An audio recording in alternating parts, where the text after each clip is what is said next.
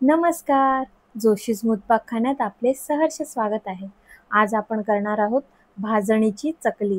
त्याकरिता 2 वाट्या भाजणी, चवीनुसार मीठ, हळद, लाल तिखट व तीळ घेतले आहे.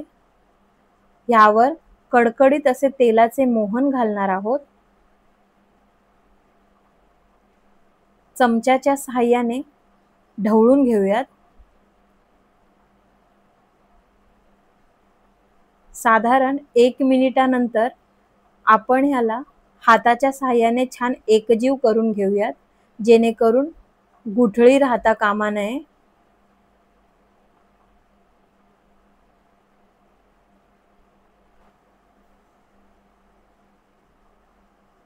इथं मी 2 वाट्या पाणी घेतले आहे. ह्याच वाटीच्या सहाय्याने पाण्याला उकळी आल्यास आपण 2 वाट्या भाजणी घालणार आहोत व लगेचच गॅस बंद करून झाकण ठेवणार आहोत.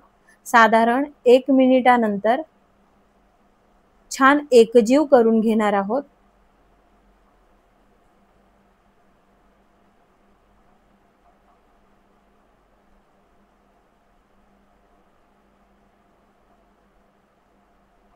पहा, पाणी पूर्णपणे शोषले आहे.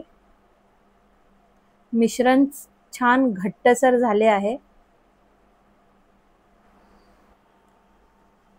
अर्धा ते पाऊण तास आपण ही भाजणी उमलत ठेवली होती. आता पाण्याचा हबका मारून छान असं मळून घेणार आहोत.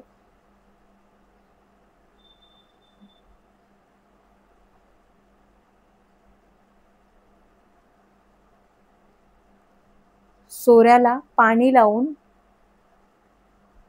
मिश्रणाचा गोळा घालूयात.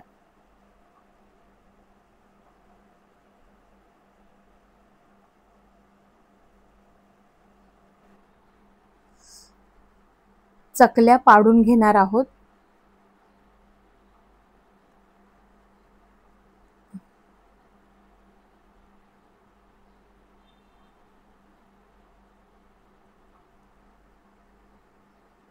आता एक विशेष टीप, ती म्हणजे चकल्या आपण अतिशय कडकडीत तेलात सोडणार आहोत व दोन्ही बाजूने छान तळून घेणार आहोत.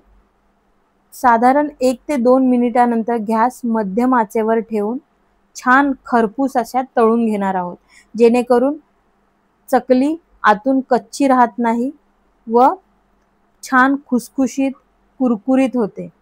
भाजणीची रेसिपी मी डिस्क्रिप्शनमध्ये देणार आहे. नक्की करून पहा खुसखुशीत अशा कुरकुरीत अशा भाजणीची चकली. धन्यवाद.